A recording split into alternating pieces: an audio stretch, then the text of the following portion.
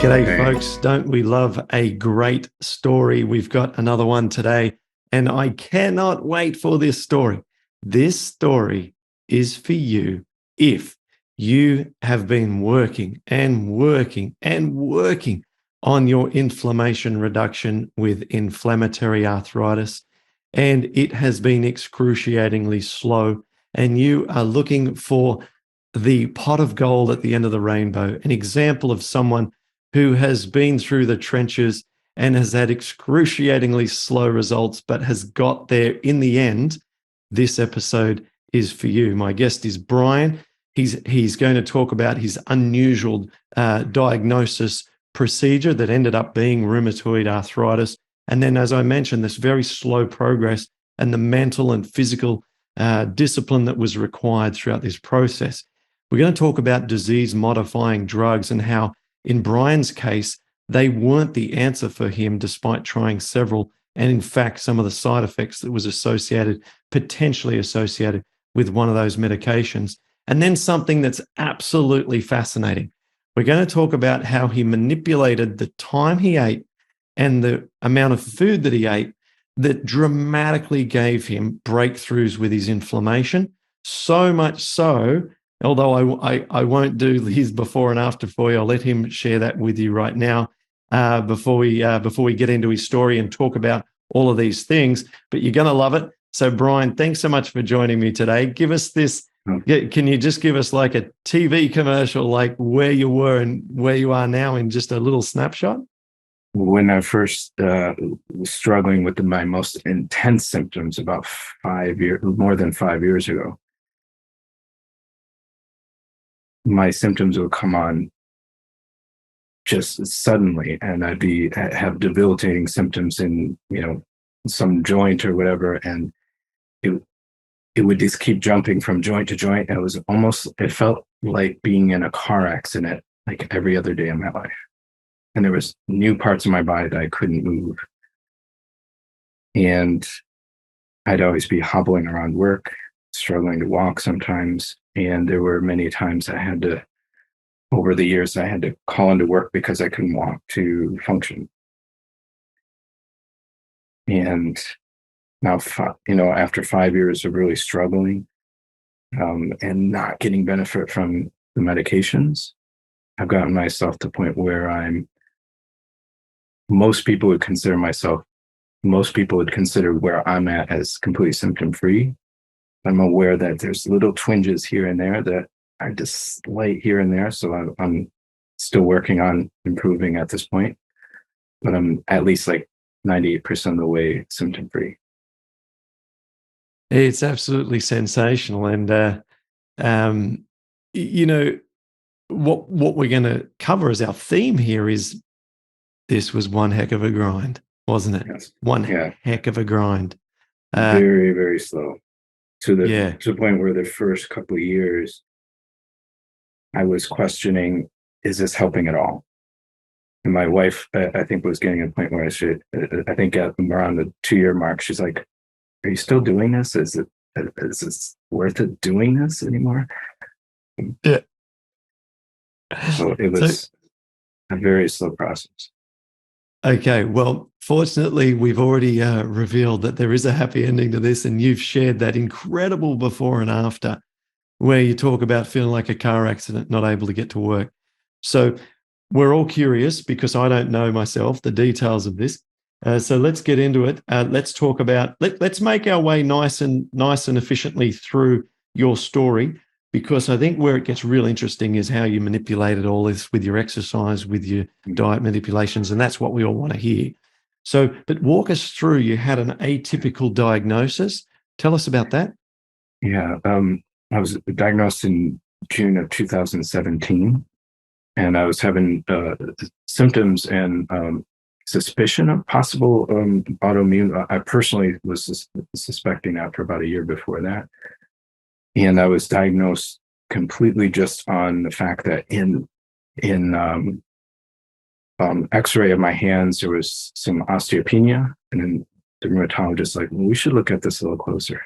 She first thought I was kind of just full of anxiety and everything, and she thought it was not, she thought I shouldn't be there. And then she did the MRI on my hands, and just very clearly active synovitis. So the diagnosis was seronegative RA. The atypical things about it is that most of my symptoms would often last for many days at a time, but it would almost never last in a joint more than about 6 or 8 hours at the most, sometimes 4. So one joint, it would just flare up and just be completely distorted, and I couldn't use that joint, and my finger would swell up. So it looked like like a sausage or something. And it would just go away in a few hours, but it'd be somewhere else. So it was very difficult to monitor also my progress, because it would always go away for a day or two here and there anyway, and come back suddenly. So other things are atypical about my symptoms. The most common are for me was my wrists, my hands, my knees, but I also would get it in the cervical spine, to the point where that motion you're doing right there, I couldn't do. So like I couldn't lift my head. I would just have to turn my whole body to look for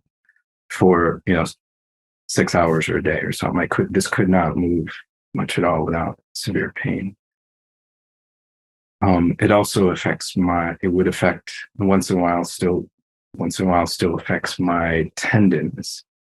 And the worst were the back of my knees and sometimes my Achilles tendons.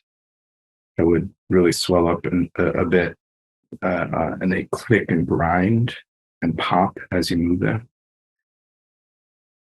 And that can be really painful. One of the ones that was most painful is a little unusual. It would just happen once in a while, but I get RA in this joint right here at where my collarbone meets to the shoulder. And that puts your arm out of action, right? I imagine. Completely, yes. Yeah.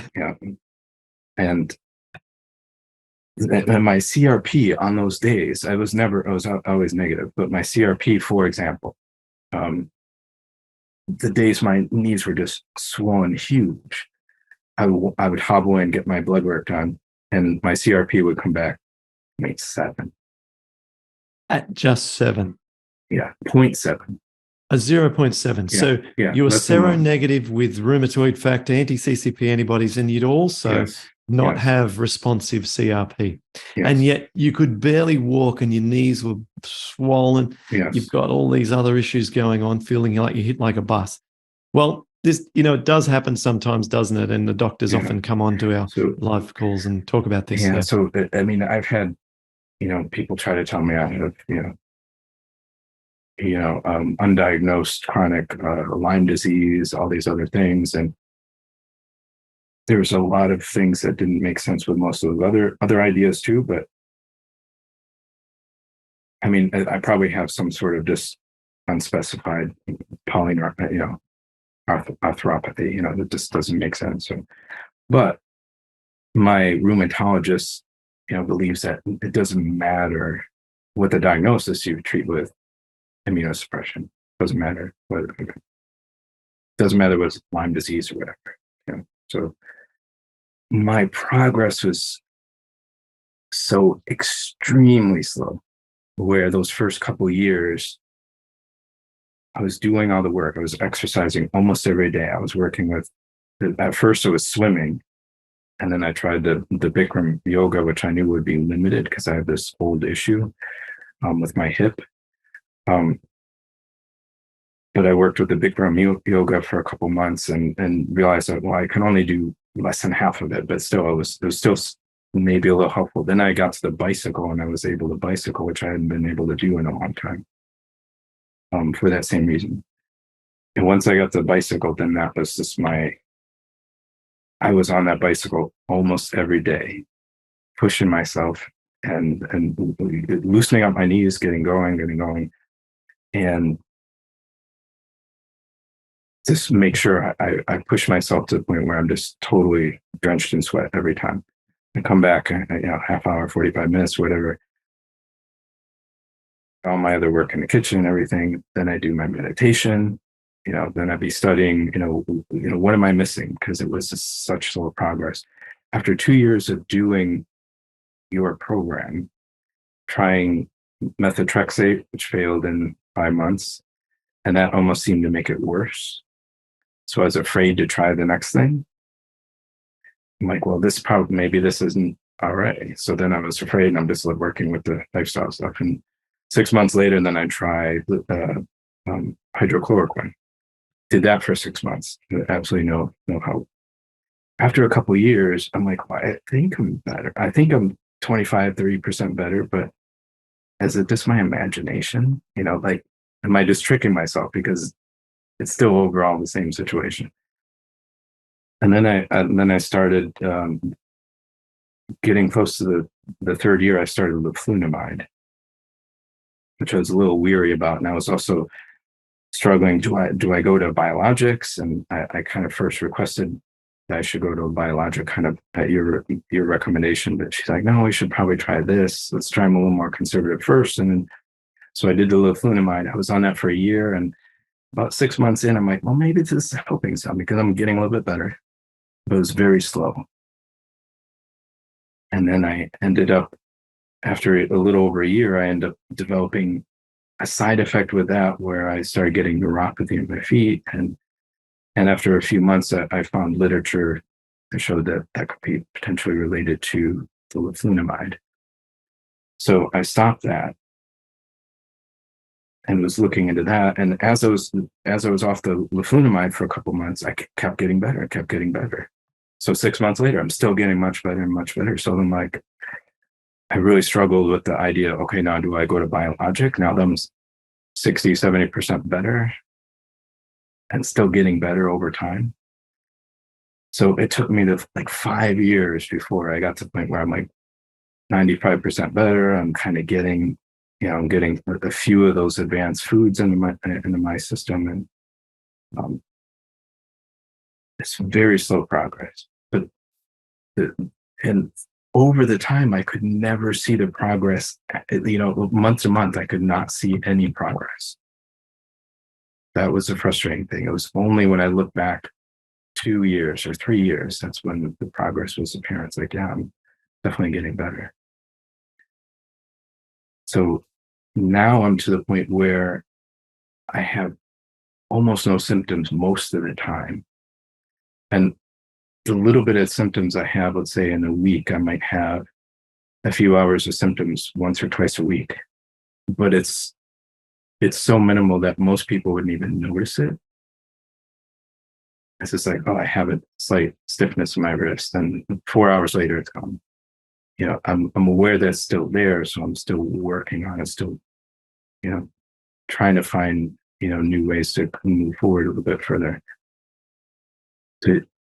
Yeah, it's phenomenal.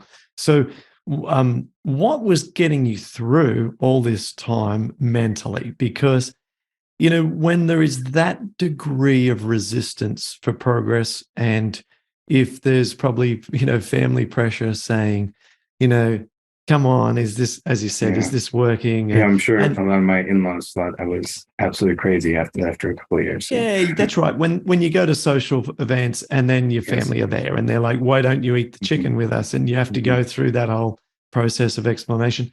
So what things did you keep coming back to in your mind to keep you pushing forward? It was a lot of belief in the literature that is there on, improving RA with the low-fat plant-based diet. The literature that is there on the gut biome and everything like that. What you have laid out with, Dr. Clapper and all the other professionals that you have on the show and everything was my best bet. And I really believe that it is likely that over time it could improve. And the fact that you have the support forum, which was not the same for me as the majority of people or some people that are on the forum, they're trying to work through their stuff all the time. And, talk with other people with support. I kind of envy that a little bit, but for me, it was more just knowing that everybody was there, that you could reach out to people, and I could reach out to you every 6 months or whatever, and just say, this is where I'm at. Can I get some advice? It made such a difference. I mean, I don't know if I could have done it by myself, and it gives me an enormous respect for how you figured it out in the first, and did it without the support. And there was just so much of the time of me working through those most intense years with meditation and working on gratitude. It all adds together. Isn't it interesting how we do continually sort of increase the bar as to what we expect for ourselves with our symptoms as we improve, such that it continually looks like we're sort of just in a treadmill. I can totally relate to that, and we forget just how bad we were. Each of us could list all of the horrendous levels of incapacity that we've been through, but it probably would not be any different to every one of our audience members who are thinking, well, I can beat that because I did X, Y, Z, or I couldn't open this or move my foot, and we're all just in that together. We've all had bad days that are so awful. And when the days are much better, then something like you said, like once a week when that wrist is sore for a few hours, that consumes our world. And we think, why haven't I gotten to the absolute 100 out of 100 yet? And that is all consuming. Whereas back in the day, not going to work because you couldn't move your neck and your hands, everything was, obviously you can look back and see it now, but as we're going through it year by year, what I'm trying to say is it is sometimes hard to see the progress as we go through this. Yeah, like those first couple of years when I think I'm maybe 30% better after the first 2 years, but looking back compared to when I first started. But I was also like, well, it's been 2 years. Is it just my imagination that I'm that much better? I'm still dealing with those same type of process and the same oscillation of symptoms, and it took just so much time. And I hope that's an encouragement to the people who have been doing this for a long time and are struggling with where I was years ago. Yes. Well, I don't think there's guarantees that it will work, but at the same time, even a little bit of improvement over time, even if that's just combined with your medications, is a huge improvement in the long run. It's just so worth it, especially when it slowly is building on each other year after year. Why don't we, when we're towards the end of this chat, we list all of the things that's worked absolutely the best for you? Because one of the things we haven't got to yet, and I want to spend a fair bit of time on that. Let's just go straight to the modifications to your eating that you did. Yes. And I want to explore that from both the science and also from your personal experience and the mechanics of it. But tell us, when did you start this dietary manipulation? What did it look like? Where did the idea come from? How did you sort of implement it? Just the whole lot. I think I heard it from multiple places, but both from some of your material that you have out there, where you were talking about giving your digestive tract a lot of time for intervals between taking in food. And also there was one point where I'd reached out to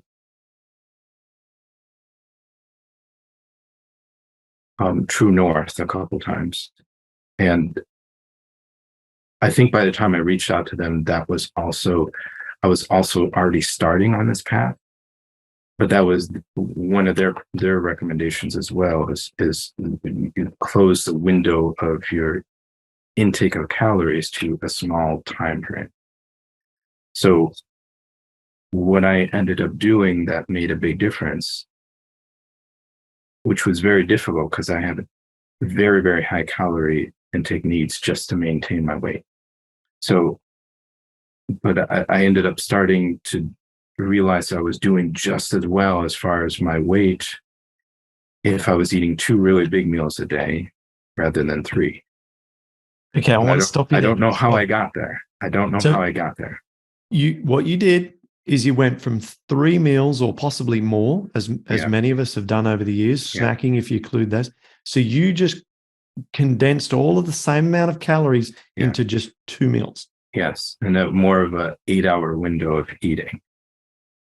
What times? So I would usually eat around a little early for lunch or at lunchtime, somewhere 11, 12, is my typical breakfast time.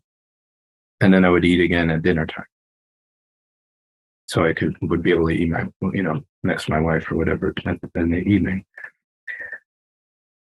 By doing that, I was noticing already just by doing that I was getting a little bit of an improvement.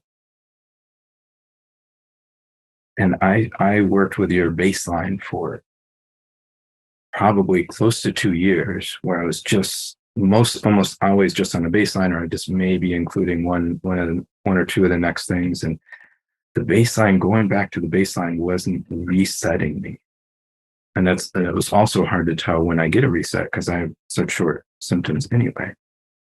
But what would help reset me was, so I'd be in that 2 meal a day rhythm. And then if I had really bad symptoms, then I'd go to 1 meal. And I really worked with this for a long time to figure out how much I could I do that for 3 days, 2 or 3 days in a row if I had to, and not lose weight. And it was working for me. And I don't know if that was something that only happened over time. I don't know if you could start with that, because this was years into it. Because when I first started the plant-based diet, I dropped down to 130 pounds. And I was just stuck there. So I was able to, over time, get a little bit better than that. And I was able to go, do the 2 meals a day and then just oscillate down to 1 meal a day for 2, sometimes 3 days in a row to reset. And that would just slowly ease back my symptoms and ease back the inflammation. And then I go back to 2 meals a day. And that worked really well. And I don't know, I would think that could be helpful for certain people that have been doing this for a long time. I would hope that somebody first starting this in their first year probably wouldn't recommend that, especially if you can get benefits from medication and, modifying everything else first. But if somebody's been struggling with this for a long time, and you can manage to do a couple days, of 1 meal a day and not lose weight, or if the losing weight is not a concern, that might be a really useful strategy. How much food did you have to eat at that mealtime? And how long did it take to eat that food? And did it feel uncomfortable during or afterwards? And then I have more questions. Well, normally it takes me a pretty solid hour to really get a good meal. To take in enough calories, and I always finish everything with a big batch of sweet potatoes at the end to fill myself up. The meals, if I go to 1 meal a day, I would probably take at least an hour and 15 minutes, sometimes an hour and a half of just slowly chewing and stuffing it in. And you get to that point where you just can't get any more in, and then you're just done and you're done until the next day around that time. And amazing. I hated those times when I had to do that. This really difficult for me, but just there have been a handful of times I fasted a couple days, couple times to test that. It is so difficult for me to go without eating, but that or just doing that calorie restriction, one meal a day. But it would work a lot as long as I was careful not to lose weight. Mm. Let's take a pause there, and I'll read out some information that I printed out here from a microbiologist, researcher Kiran Krishnan. This is from a transcription from an interview that I watched, and then I've got some science around this. So what's going on here is Kiran says, when you first eat a meal, the first 7 or 8 hours of that meal, the primary digesters. Now, primary digesters are the famous species in our gut microbiome, like bifidobacteria, lactobacillus, et cetera, et cetera. These are called primary because they take the macronutrients, a lot of the cellulose and so forth, and convert that into their own energy and spit out metabolites. But he'll probably get to that in a second. So they consume the main nutrients, and then they're kicking out the secondary metabolites, and then other molecules will then feed on the secondary digesters, right? So what's happening is that, let's say that the primary bacteria, they are producing substances that actually are the fuel for a subset of species of microbes that can only thrive when with space and real estate in the colon, when the first guys, the primaries, haven't been fed for a while, because then they are benefiting from the metabolites from the primary. But if you keep feeding the primary constantly, then their numbers become so great, even though they're healthy bacteria, their numbers become so great that there's sort of ones in their shadow, the secondaries, they can't proliferate. And so if we're looking for diversity increases, then it has been proven that if you take long periods where you don't eat, the secondaries can develop in their numbers, and then we show up with more diversity in our gut tests and so on. And so I got a bunch of studies here it's all messy to try and share on Zoom and stuff. But here's a quote from one study. Intermittent fasting has been shown to increase gut microbiome diversity in mice, rats, and humans. Multiple studies on that. And cross-feeding, in another study here, is a common phenomenon in the gut microbiome where different bacterial species work together to utilize various nutrients and substrates. A study published in the Journal of Nature in 2018 found that cross-feeding interactions among gut bacteria are crucial for maintaining microbiome diversity and function. The researchers identified a network of cross-feeding interactions among different bacteria in the microbiome of healthy individuals, which include both the primary and the secondary fermenters. And so a whole bunch of studies support the fact that a lot of microbes need to eat the downstream sort of output of a bunch of other microbes, and they can only thrive if there's periods of fasting. Yeah. It's fascinating, isn't it? Mm-hmm. It would have been. It fits my experience. I wasn't aware of what you just discussed right there in detail, but I mean, that absolutely fits my experience. How? Because you would have been doing resets over the years, going back to baseline foods where you're just eating a limited range of foods, eating 3 meals. Like, how, if you were to draw a graph, how significant was the progress month to month when your resets were down to the 2 meals a day, sometimes less, versus resets going back to the standard 3 meals a day? The resets doing 3 meals a day, I couldn't notice any difference. I mean, and I got the point where I did I think a year and a half where I was just doing baseline foods, and that wasn't resetting me. So that's where I started getting a little noticeable difference and a little bit of where I was really noting that I had more control. I wouldn't say control, but strong influence. So it wasn't just grinding through and pounding my head against the wall and hoping that's going to be much better down the road, but and being frustrated that I'm not getting progress. But that was when I got to that point where I started doing 2 meals a day. That's when I started noticing, the slow improvements over time. Mm. And it wasn't as much of an abstract thing of looking back, trying to look back a year or two and think, no, I think I'm better than that. So, Yeah.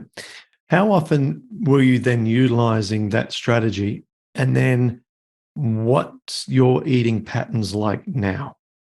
um, the strategy of going to 1 meal a day, One I or would two? Yeah. say, yeah, if so, I was just consistently doing two once I started that. Oh, Yeah, once I started that, that was just very consistent. The exception would I'd sometimes allow myself just a snack or some fruit or something in between, but not outside of that 8 hours. oh, right. Yep. Um, but usually it would just be 2 meals, and then I would have to go to 1 meal a day, just depending on if the symptoms got really bad at some point. That could be. I think when I was struggling a lot, that was probably sometimes 3 or 4 times a month. I might have to do that at the worst. Other times it was just a couple times a month. So Okay. Okay. That would for the one day. So for the one day, you were doing maybe a couple of times a month, but you were consistently eating two yes, yes, meals a day for months. yes, Yeah. Okay. How about now? yeah. I think that's. I wouldn't say for months. I pretty much just adopted that eating pattern, and I it's rare that see now I can step outside that, but I really do. There's I'm so kind of trained to that Mm. and I don't see a reason to really step outside of that and eat 3 meals a day anymore. So Right. yeah. Your face looks full, and so normally you can imply a reasonable amount the rest of someone's body mass by, their fullness. Like, if I were to try and do a sketch underneath the Zoom rectangle here, I would draw you as like as a solid, healthy, fit, athletic build. Is that applicable? I'm still very thin, but I always have been. So Right. yeah, I mean, so I'm only 15 pounds heavier than I was, when I was really too thin. But I also I've never been more than 15 pounds heavier than I am now, even when I was eating all the restaurant food every day. So um, Yeah. that has been. Everybody says that's a huge blessing, but when it comes to RA, I think that's a curse. So We're yeah, identical like that. yes, yeah. Identical. I think I could put myself into that exact same sentence you did, Mm-hmm. with the variations. Yeah, are pretty Yeah, much the yeah. same. Um, okay, so you've got your food thing dialed in. The what about the diversity of the foods now to really, I guess, take this home I in try terms of to in yeah. those. I have a routine for my food that I've stuck to because it works so well, and I literally try to eat between about 30 to 40 different things at every each meal. So What? it's all what I do is I eat and I make all my food for the month for the week. Once a week I have to spend all the time making the food, and then I have just food I can pull out of the refrigerator and work with. And it also makes it consistent. So I always have, you know, I'm not buying vegetables that I'm not prepping and stuff like that because you get distracted and you got other things going on. I prep everything all at once, and then I'm getting my mix of all these different vegetables that took forever to chop, and spend 3 hours just sitting or chopping vegetables, once a week. It keeps everything very diverse of what's coming in, and things are not being constantly just left out because you're too busy with other things that day. And what do they look like? Give us an idea of your meals. I typically start with um, a big bowl of quinoa and buckwheat with, I'll just put all kinds of different, I basically make that a giant salad, usually with red cabbage. And at this point, almost always put some nuts and seeds on it. I have some little dulce on there sometimes. I put on, there's almost always something like, carrots, radishes, this cucumber, just whatever I put in there that day. Then I have these big vegetable mixes that I make, and they almost always have, and it lasts a whole week. It almost always has many heads of broccoli, usually multiple cauliflowers. We'll have asparagus, usually different zucchinis and squash and mushrooms, onions, and it's baked, and that way it keeps it consistent. All these things are always coming in, even if I'm really kind of on the lazy side that day or really busy that day.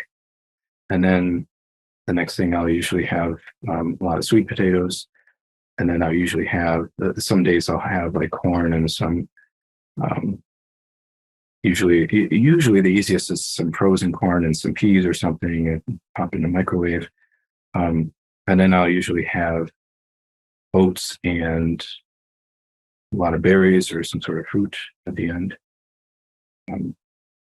So I try to have all this diversity at almost every meal to make sure I'm Yeah, keeping I'm loving it.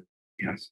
I'm loving it. I would love to see a microbiome sample. I reckon you be right up there with like quality.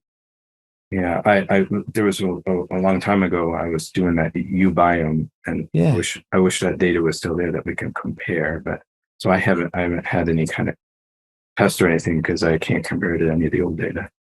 Right. Yeah. Well, that'd be interesting. When the time comes and you feel so inclined, do a sample. I'd love to see a sample, the results of the sample, I should say. So we've got, all these great things going on. You've got the huge diversity of the intake of plant foods, which is microbiome rule number one.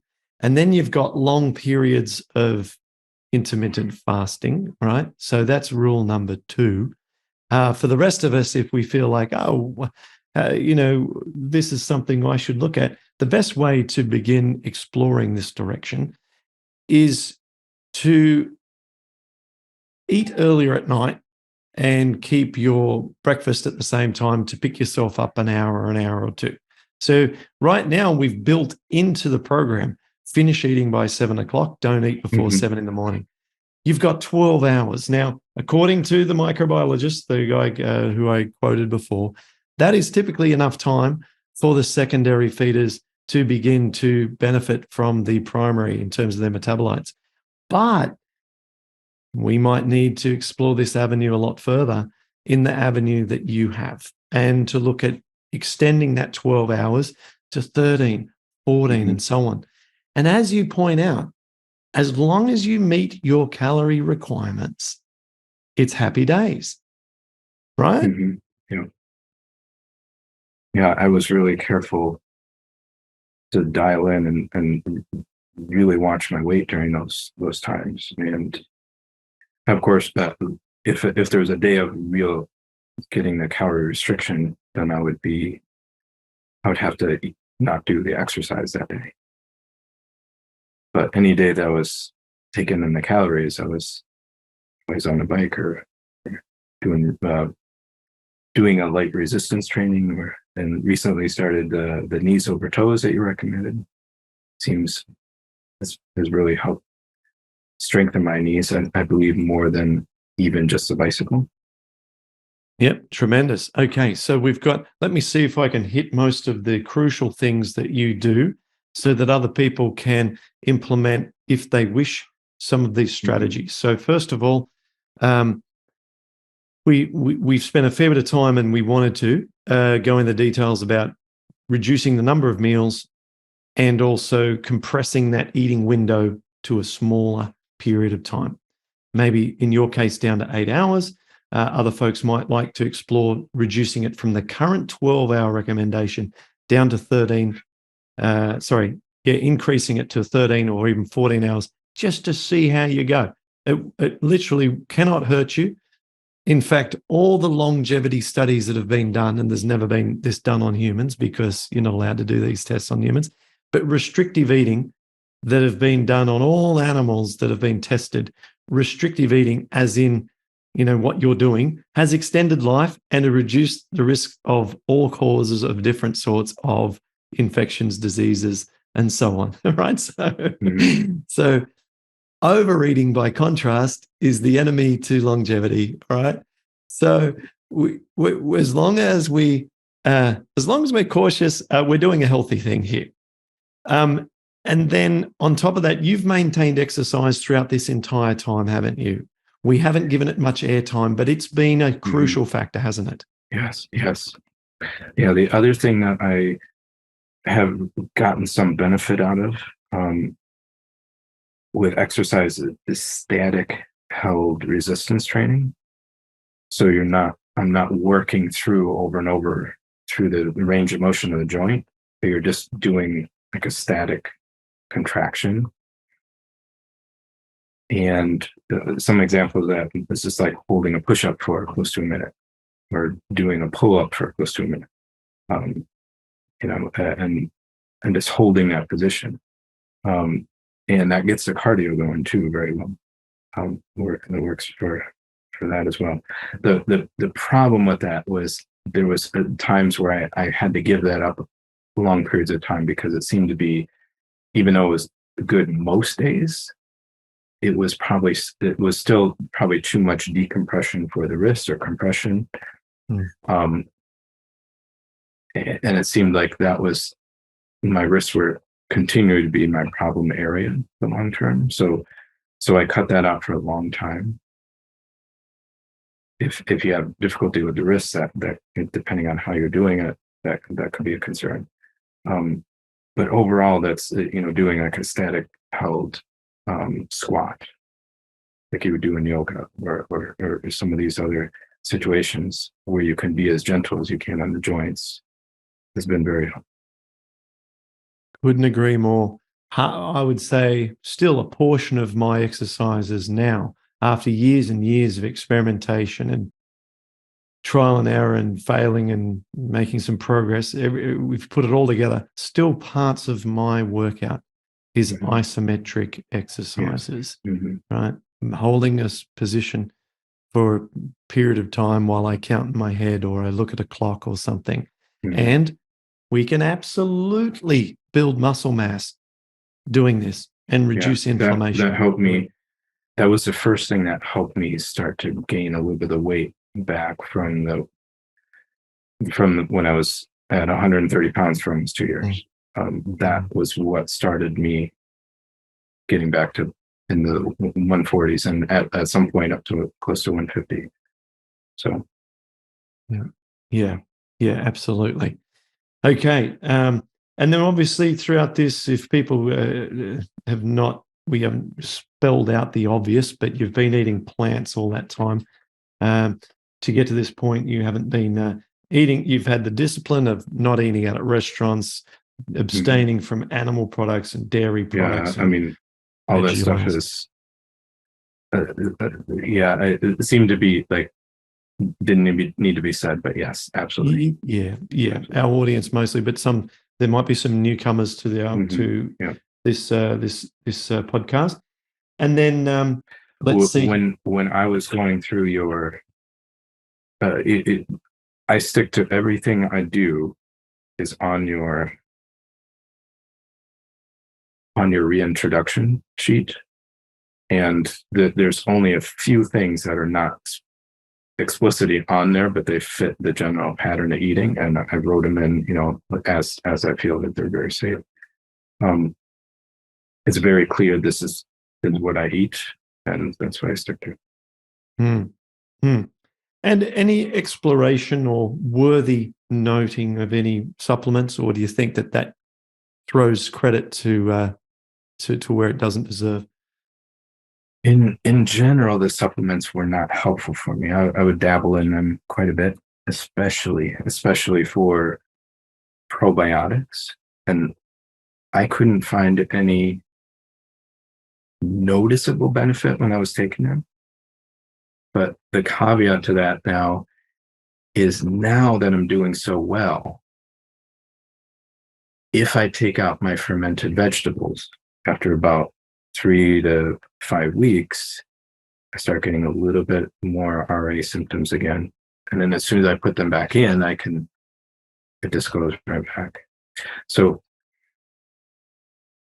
there's been a couple times I've tried to test that and make sure that that would be true for like a probiotic supplement. And I haven't been able to for sure prove that, but I imagine it's probably true there too.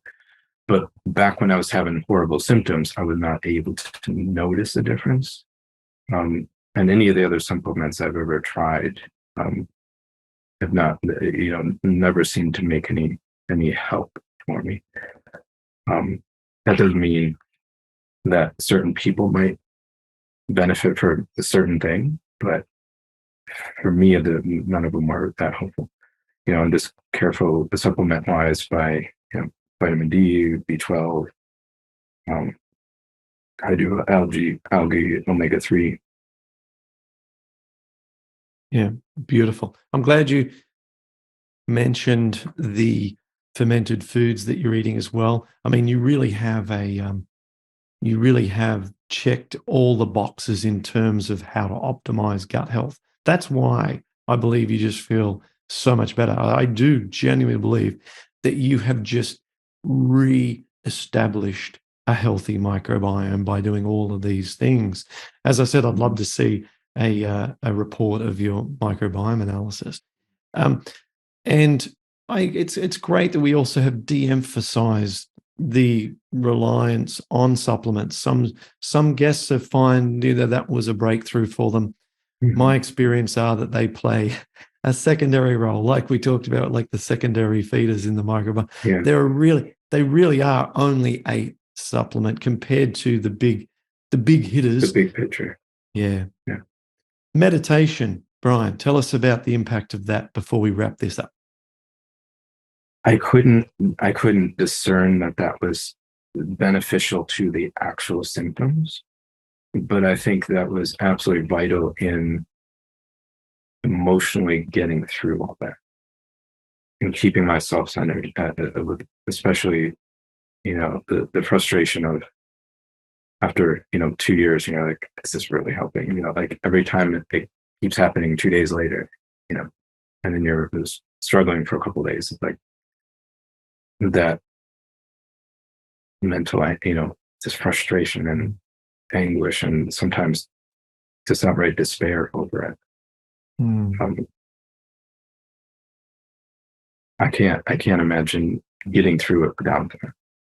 Right. Yeah. So maybe not to reduce symptoms, but to allow yourself in your mind to be able to get up each morning and say, I've got enough in the tank. And keep all the tedious work day after day. Yeah. Yeah. Do you think we've missed anything? Is there anything that needs to be mentioned that has definitely been part of your toolkit? You mentioned the support. It's been a pleasure to work with you over several years and to assist intermittently as you've needed me. I've always enjoyed those interactions. You provided me with clear summaries and updates and just a couple of simple questions. And then I would look forward to the next installment, as you said, like 6 months later. You did most of this on your own. Is there anything else than all these things we've talked about that you think needs a mention? I did the work on my own, but without my wife's support and family support, and also like I mentioned at the very beginning, just knowing that you and everybody else in a support form are there also going through this, and so many people getting benefit from this. helps, you know, helps keep you going. Mm. It's like the 4 minute mile, isn't it? Yeah. Till you've got an Hmm. example, you don't, Hmm. you can't believe in yourself. So yeah. Well, thank you, Brian. How confident, this is my last question, then I'll let you go. On a scale of like 0 to 10, how confident are you now with your inflammatory arthritis that you feel like you've developed the tools to be able to, thwart off a little symptom here and a little symptom there? Well, yeah, little symptom here and a little symptom there. Yes, I'm very confident. But at the same time, I'm aware that I can never just go back to eating this general restaurant food and eating animal products and everything that's going to start pushing me in the wrong direction. I'm also aware that I just have to be very cautious and know that if there was ever a situation I had to take antibiotics or something dramatic happened, I'd have to be mentally prepared that what's likely to happen for a long time. And would I try another medication or something at that point? I might. I'll have to cross that bridge if I get there. As far as where I'm at and small symptoms day to day, I'm very confident that that's very stable. Mm. And it has been for the last year and a half. I've just been in such excellent shape most of the time, and with those little moments that I don't have, I have a little bit of symptoms for a few days or whatever, or just for a few hours, a few times in a month, it's so minimal and so easy to just get back, to where I was. And I always know that, if things were really bad for a few days, okay, I'll start doing oscillating between 2 meals a day and 1 meal a day, back and forth a little bit, to ease back the inflammation over time. Mm. It's incredible and phenomenal, you know. It's it's a huge transformation, and you must be pretty thrilled with how far you've come. Yeah. It's certainly amazing to sit and listen to you talk through this journey. So thanks for sharing. It's inspirational. Yeah. Well, thank you. Like I said, I don't, even if I found all that the right direction on my own, without you having things laid out in the support, I don't know if I could have pushed through that long without eventually giving up, thinking this is not going to work. Mm. So, which you have put together is very comprehensive. Yeah, thanks very much. Well, thanks for applying it to the extent that you have, and pushing some of the barriers in directions that some of our other guests, including myself, haven't done. In terms of that eating pattern. We had a guest on the show about a month ago. I want to say Mike or Matt. We had a Mike and a Matt very close together, and he was from South Africa, living in the US at the moment when I interviewed him. He also used the restricted eating to phenomenal effect. Mm-hmm. And the two of you, in that sense, have very similar experiences where just phenomenal outcomes around that. So this is something that I'm going to explore over the coming years, probably, as more people are trying this and I gather more feedback around this. Well, obviously, as I read out before, there's plenty of science around this. Mm-hmm. I don't know whether we'll officially, change anything with our program, but there certainly could be a sort of an additional paragraph that says, hey, by the way, if you're interested in reducing your eating window, this could work for you. An extra step of troubleshooting or whatever. But Totally. I wouldn't encourage somebody to start there or start there. And, in the first few months, I mean, getting everything else in line Yeah. is really, I mean, that's more important. And if you can get help from medications, I do not recommend people do it without medication. That is not a good experience. Yeah. Yeah. Even though I was trying medications, but Yeah. That's it. We've got to get inflammation down. That's the number one priority. It's very difficult to improve leaky gut if you've got high inflammation levels, because anywhere in the body, if there's inflammation, we have increased gut lining inflammation. So tons of studies on that. So inflammation down is number one, which is the message that what you're getting at there. And if medications assist you with that and they don't have counterproductive impact on the gut, that's a win. That's a huge win. That'll help you on your healing mission. Brian, thank you so much. I'm going to let you go, my friend. It must be getting late there. You're in Buffalo, so you need to wind down for the evening. I want to say thanks once again. I appreciate you and all that you've done. Thanks for sharing today. If anyone else if you're watching this and you've got a wonderful story to share, just like Brian, please reach out to me. We'd love to share stories like this. We can learn and exchange ideas and benefit the rheumatoid arthritis community. Thanks for watching, everyone. If you like this video on YouTube, make sure thumbs up, subscribe.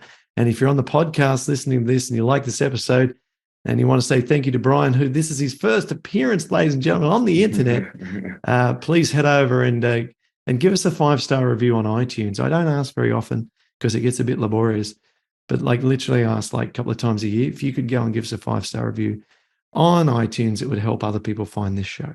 Thanks so much. And thank you, Brian. Yeah, thank you.